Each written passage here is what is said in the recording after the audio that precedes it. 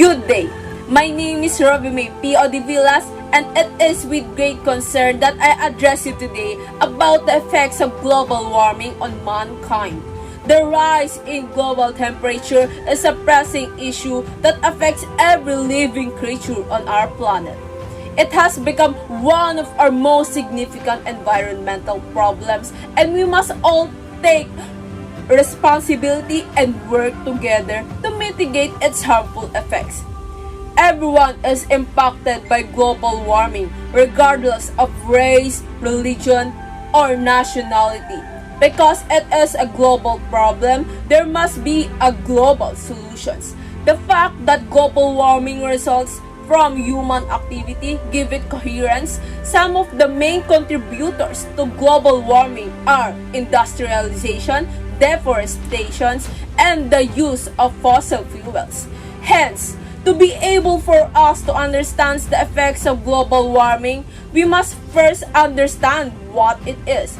The term global warming reflects this long-term increase in the planet's average surface temperature brought on by human activity. These activities include burning fuels, deforestation, and industrial processes. The rise in temperature leads to various impacts on the environment, economy, and the human health. One of the most significant effects of global warming is on our environment.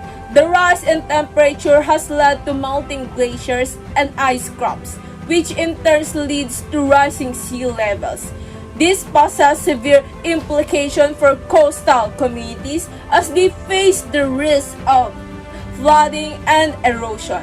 Moreover, the increase in temperature disrupts the ecosystem, causing the extinctions of some species and the migration of others.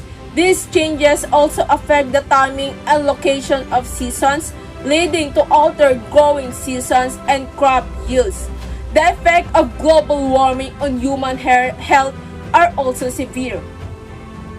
The increase in temperature has led to increase in heat waves, which can be deadly for vulnerable populations, such as the elderly and infants. Furthermore, rising temperature worsens the air pollutions, growing respiratory diseases such as asthma and bronchitis. Climate change exacerbates the spread of illness and pests, such as malaria, carrying mosquito. The economic impact of global warming is also severe. Hence, the destructions of ecosystem and loss of biodiversity damage the livelihood of millions of people who depend the natural resources for their income. The natural catastrophes like floods, hurricanes, and wildfires are occurring more frequently and with greater severity, causing enormous economic losses and infrastructures. Furthermore, rising temperature and changing precipitation patterns disrupt agriculture, resulting in poor crop yields and food scarcity in some regions. It is clear that the effects of global warming are severe and far-reaching. Therefore, it is essential to take action to combat this issue. One nation or one group of people cannot resolve the effects of global warming on their own, as this is a worldwide problem. Every country and every person must work together to solve it. To cut the greenhouse gas emissions and take action to lessen the effects of global warming, we must all cooperate. As a global community, we must transition to renewable energy resources and reduce our carbon footprint. We must invest in green technologies and infrastructures and promote sustainable practices in all our lives. The government, business, and individual must cooperate to address this issue. Government must pass legislation that incentivizes the transition to renewable energy resources and promotes sustainable practices. Business must adopt green technologies and invest in sustainable practices to reduce their carbon footprint.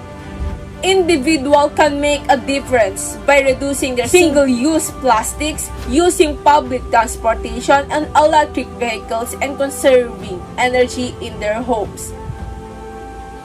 In conclusions, human is suffering from the severe and pervasive effects of global warming, which is why it requires immediate actions. The impact of global warming on our environment, human health, and the economy is severe and far-reaching. Moreover, the intensity of global warming increases with every passing year, and if the situation continues, it will have unimaginable disastrous consequences.